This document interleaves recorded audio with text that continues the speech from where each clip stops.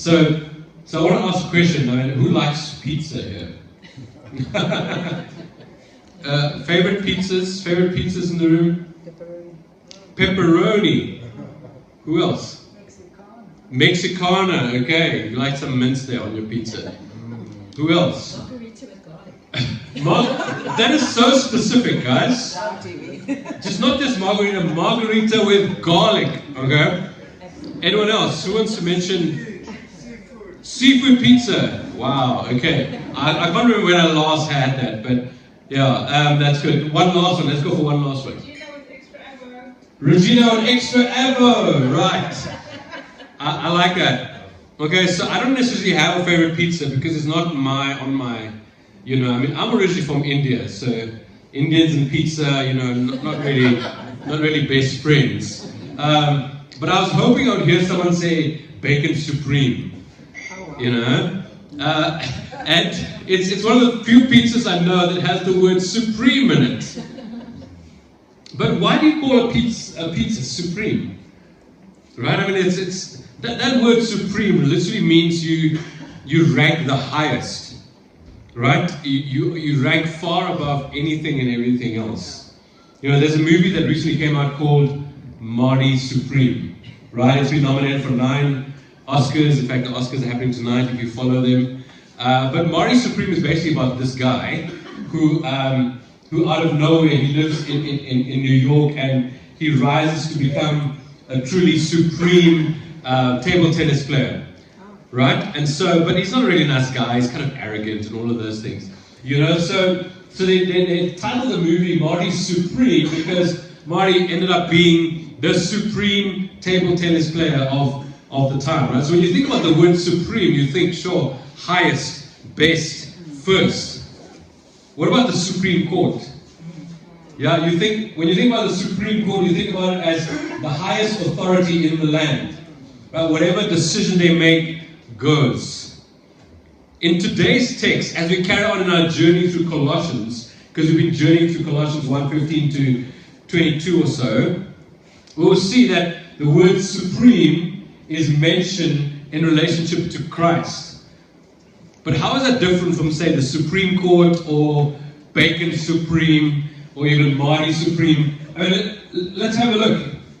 Colossians 18 verse B, right? We ended up at 18a last time. And it says, He is the beginning, supreme over all who rise from the dead. Right? So He is the beginning, supreme over all who rise from the dead. Wow. Thinking about things that are supreme, right? But before we get there, I mean, He is the beginning. Now, does it mean that He began? Does it mean that God had a starting point? I think instinctively you know that that's not the case. So when the scriptures say He is the beginning, it means that everything that exists has come from Him. Right? So there is a starting point. You see, all of these things that I just mentioned, Marty Supreme, for example, he became eventually supreme. Right? He became the supreme tennis player. The Supreme Court eventually is a system, a jurisdiction system that we have said you have the supreme authority in the land, right? But Christ did not have to become supreme. He didn't have to eventually get there. He is already supreme as He is. It's not something that He had to work towards. He is already. Now, this is such a mind-blowing fact for us to even imagine that there is someone, call it a being, call it an entity, who did not have a start, first of all, right? Because we know all things started. And second one, who is supreme, who is the beginning, right? And so my take on this has always been this. You and I know that we've come from Him, right? And so along the way, if you've been lost, along the way, if you've been broken, along the way, if you've been discouraged, then we need to go back to where it all started, which was Him, right? Because every human being, we said this even last week, every human being, there's a yearning to know where you've come from. Some people say it's God, some people will not say it's God. Those who have not known their fathers, we said this again last week, you have a yearning to get to know who your biological dad is. You always have a yearning to go where you have come from, because there's something about it that pulls you towards this. I mean, I'm originally from a very small city in the northeastern part of India. That's about 170,000 people in population, right? So it's a hill station, it's a beautiful place, but my life was disrupted at about 13 when my parents followed the call of God, became missionaries. But I always say to people, like I always have that yearning, that pull to kind of at least visit, you know, and over the years, I think my average visit has been about 7 years, right? 7-year gap between visits, and it just has not felt enough. It's just not felt enough. And in fact, the last gap now is even longer. It's been over 10 years. And I keep saying to my wife, I was separated, I was disrupted, I was uprooted, and I never quite fully recovered. Because in those first 13 years of my life is when I felt most safe. In those first 13 years of my life is when I felt most protected. In those first 13 years of my life is when I felt most belonging in the great family unit. And so my childhood was not perfect, but there's that always yearning to just go back and even take my kids back and let them see where you come from. This is a natural human instinct, and it pains me that I haven't been able to go back for the last 10 years. Talking to people on the screen is no substitute. You know, it's not the same. But this is what I'm saying about us. It's amazing how we try and sort out our lives and fix ourselves without going back to the one who we all came from. Going back to the beginning. And so we end up in the mess that we're in. Right? So when we look at Christ at the beginning, it should be us trying to figure out, how did he begin? That's not the point. The point is, if Christ is the beginning, that means everything originated from him. And in order for everything to be working well again, everything needs to return back to him, right? Everything needs to return back to him. But I love what he says in our text. He doesn't just say he's the beginning. He is supreme over all who rise from the dead. Supreme over all who rise from the dead. Now, we said a lot about death before. Not a lot, but I mean, death is something often spoken to. We find people trying to outlive death, like we find these miracle pills where we can live longer, but eventually it's going to catch you. Eventually it's going to catch you, right? It comes to everyone. Death and taxes. It's a sure thing for everyone. So it should tell us something, right? The fact that we die, that the fact that our bodies disintegrate should make us pay attention. It should make us pay attention, and this is what we can say a lot of things about death, but this is one of the things I want to say about death this morning, is that death shows that we have a terminal virus within us. Think about it. If you're happy, if you're wealthy, if your body was healthy, you would not be dying. You would not be dying. But I chose these words specifically because we're going to get somewhere. Because we're going to get somewhere with this. Because this, by the way, this phone that's recording this message, it started giving me issues. So I've had it for 6 years. And in the last week, it's been freezing on me. And I can't swipe and whatnot. And I'm like, what is going on? It was working fine, but a little bit knows to me, there's been something in there. Whatever it is, that has slowly but surely been eating it up. And then now it decides to tell me that I am dying. I am dying. You see, death is not just a great lever, but the reason why Paul decides to say that he is the supreme of all those who rise from the dead is he's trying to say that death is not final.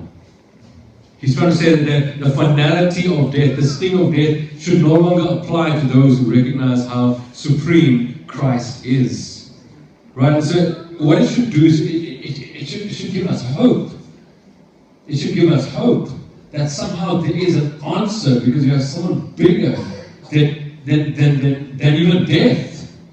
Than even death. We're going to celebrate that in a few weeks' time on Easter Sunday, but it should tell us something. He's saying that, here's basically what he's saying. Everything originated from me, but now that I came and I died and I suffered what you ultimately suffered, I'm going to rise from the dead. This is what it means. That it means that everything will start again with me as well. So there is no finality to death. So that means the implications for you and I as a Christian, it means that there's nothing in your life that is final and terminal.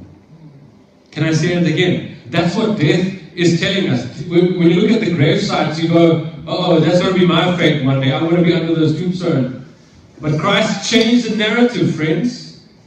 Christ changed the narrative of death so that even we look at death and you go, that's not the end.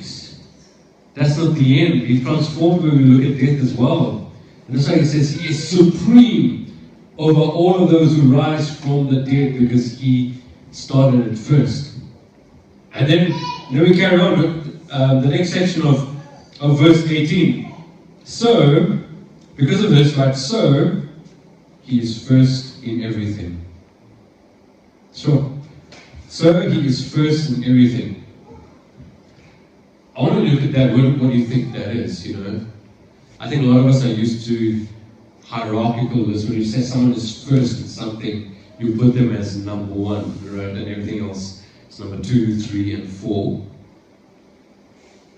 But that word first does not mean hierarchy. That word first in the original Greek means the source. It means the originator, and that has massive implications, right? That has massive implications for all of us. Have you ever heard of the word source code? Right? Some of you may be familiar with IT or computers. You know what the word source code means, right? Source code basically means it's all the commands and everything that has been written and built into the software of a computer that enables it to function and do what it does. Right? So if there is a virus, how does the virus get fixed? See, the virus cannot get fixed unless you go to the source code. In fact, computer specialists will tell you that it is at the source code that the change happens. Because if not for the source code, the virus that's killing the software, it can never be changed. There's no improvement, there's no change, and it will continue to corrupt the whole system and die. You see, this is what Paul is trying to say to us. The source code is Christ. The source code is Him who has formed us in a certain way. Right? So without going back to the source, we cannot be fixed. Without going back to the source, we will never change. Without going to the source, we will never be the best version of who you are. And so, here's the question that perhaps I think as Christians we wrestle with. We know that we're supposed to go to Christ. But where is Christ? Is it a journey you need to take outwards? Or is it a journey that you need to take inwards? I don't know about you, but for me, with almost 45 years, I realized that the most challenging and difficult journey I could ever take in my life is to go inwards.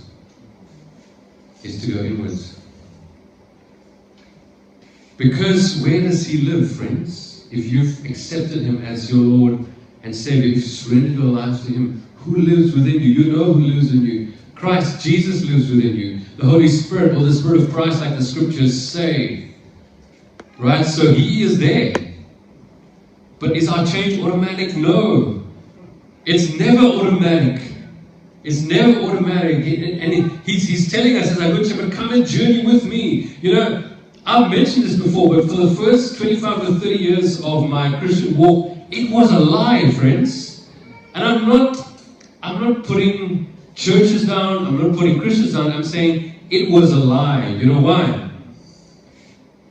Because I was not really walking intimately with Jesus Christ. I thought I was, but what I was doing the Christian things. I was ticking off all the boxes, man. And you've heard me say this several times, and it's Christ like, no, man, I live within you, and I need to peel off the layers and layers and layers that you built up over your life. Because of my own pain, because of my own security, I built up all of these layers. You know, whatever I'm good at, I'm going to do that because I'm going to get affirmation. I'm going to do ministry, I'm going to do this, I'm going to do that. In the meantime, I was living a lie, not completely addressing the brokenness within me, right? And you know my story of then having to deal with being diagnosed with major depression and realizing, goodness gracious me, I've been living a lie. And the last 2 years have been the most incredible journey of transformation where my good shepherd is saying, come with me to where you don't want to go. Come with me, let's go back to the source. Let me show you how your brokenness started. Let me show you things about your childhood that you tried to ignore, or you didn't know was actually what caused you the pain that you have. You see, this is what Christ does.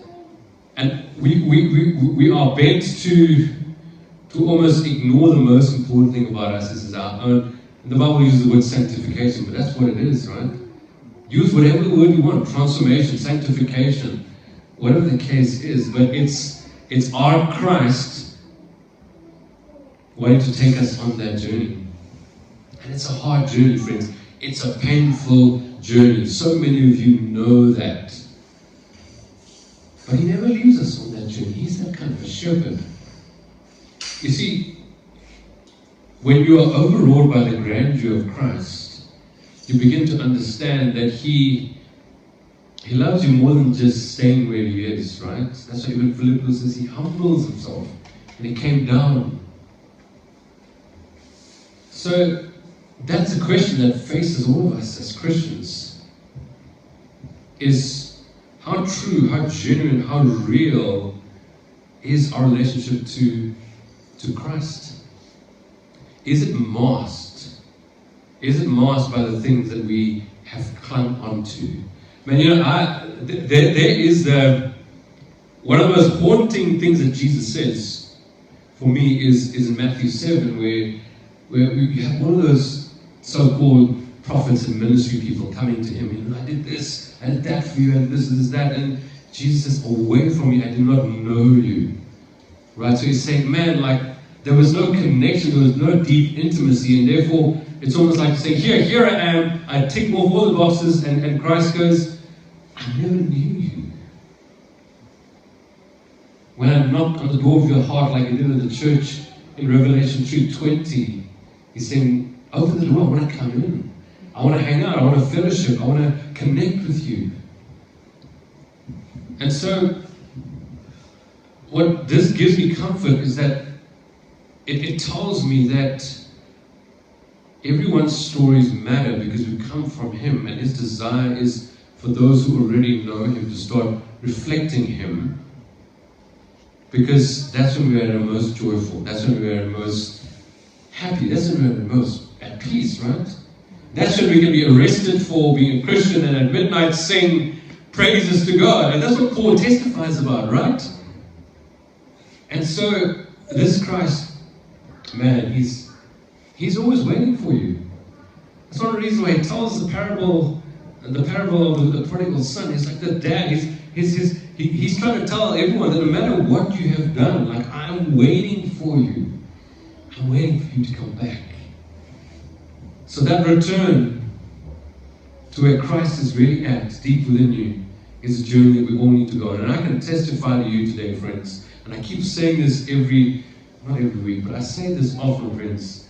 Where I stand today is because my good shepherd, Christ, has called out to me all the time and saying, dude, like, you cannot carry on like this. You're living under the illusion that you're a Christian, you're ticking off all the boxes, but there's no transformation in your life. There's no joy, there's no freedom, there's no peace. You're not able to love like me. Your love is conditional. And He kept calling and He kept calling and calling. And it took me to get to that point where I'd lost faith in everything else, and I realized, oh my goodness, Christ was there all along, but he was just off center, you know? When everything else becomes central and Christ is not. And he's saying, come to me. Wow, and it's been a journey. But it's been amazing. Right? It's been amazing. And I stand here today as a testimony to that journey of transformation. And it's still a long way to go. It's still a long way to go, but I'm in a better place than I ever was. Oh, thank you, Claudia. Thank you. I mean, they know, Darren and Claudia know me and Kirsty probably better than anyone else, because we've journeyed as a leadership all this time, and they've seen some of those changes, but boy, it's been hard because it's much easier to not deal with those things. You know, it is much easier. But then what you don't realize is then you're walking around with pain, and then it starts spilling over to other people, yeah? And without knowing it, you're causing others pain as well. The source code, friends, is Christ. For a computer without the source code, there'll be no change, no improvement. It's the same with us. It's the same with us. He is our source. He is the source of all good things that we can ever have. And so, I just want to maybe finish with this analogy. So I have seen the pictures of the Golden Gate Bridge in San Francisco. It's a very iconic bridge, right? And it shows up on computer screens and whatnot, you know, those screens that, what do you call it, that they play? Wallpaper, screensaver, there we go, right? And it's like, we look at it and go, oh, this is an amazing, amazing bridge, you know? But then 8 years ago, we had friends who wanted to sponsor us a trip to San Francisco because they were there for a conference, you know, and they said, hey, we want to spoil you, come on holiday with us. So we went, and we kept on wanting to see the Golden Gate Bridge because you've seen it in movies. I mean, it's in so many movies, so many wallpapers, and now you want to see it. But then every day we wanted to see it, we could not. Why? Because San Francisco is cloudy. All the time. Like all the time. And so, this one particular day we were fairly close and the weather started changing. The weather started changing, the clouds were moving, and I said, it's either now or never. If we don't go now, we'll never be able to see Golden Gate Bridge in San Francisco. And so we made a dash for it, and oh my goodness, this thing, like you're just dumbstruck by the magnitude of this bridge. It's several kilometers long, right? So if you were to walk at a normal pace, it would take you at least 30 to 40 minutes, probably longer, to walk right across this bridge. And then this structure, I mean, it has nuts and bolts that are heavy, and there's about 1 million of them that hold this bridge together. And it's almost like a suspension bridge. But you'll find that you take a couple of steps and you're like, oh wow, this is amazing. And you can take photos, you take selfies and whatnot. Look at me by the Golden Gate Bridge or whatever. And that whole experience was incredible. So what I'm trying to say is this. Like, I've seen pictures of San Francisco Bridge. I've seen movies of the Golden Gate Bridge. But until I was there, until I experienced it for myself, it's not the same. You see, for so many of us, we have almost like images and pictures and ideals of Christ, right? Whether it's the church, whether it's Christians, whether it's the scriptures, whether it's church services, whatever you name it, those are all Christian things to do. But they're not the same as Christ himself. Yeah? They're not the same as Christ himself. And it's only when we encounter and walk with him. Yes, all of those things are great, obviously, but it's only when we don't just get to meet him, but then we walk with him, and the transformation in us becomes so evident and so apparent, we go, now I've met the real thing. Because unfortunately, we're very confused about Christ in our world today. I keep on saying I'll end with this, but I'll end with this. Right? We're very confused because which Christ are you actually following? The Christ of maybe Christian nationalism in the US? That Christ? Or the Christ that many political leaders try to affirm? Or the Christ that perhaps you've seen in movies? Like, which Christ is that? I mean, some people really struggle, with Jonathan Rumi, who plays Jesus in The Chosen, and he says part of his biggest challenge is that when people almost equate him with Christ. You know what I mean? And so they'll say when I pray, I think of Jonathan Rumi, which is obviously not a good thing, but which Christ are we actually following? Because to me, the true test is transformation towards Christ likeness. That is the true test. Man, I may get A+ in all my theological exams. That's not the true test. The true test is, am I able to love my enemies? That's the true test whether Christ is really transforming me, right? Am I able to go the second mile when someone asks me to go the first mile? Hey, no. When I get slapped for one cheek, I turn the other cheek.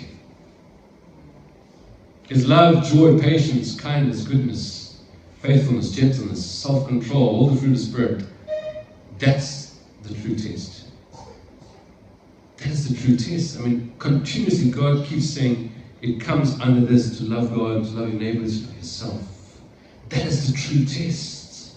And while everything that we do is good, ultimately it haunts me, that passage that Jesus says in Matthew 7, I never knew you.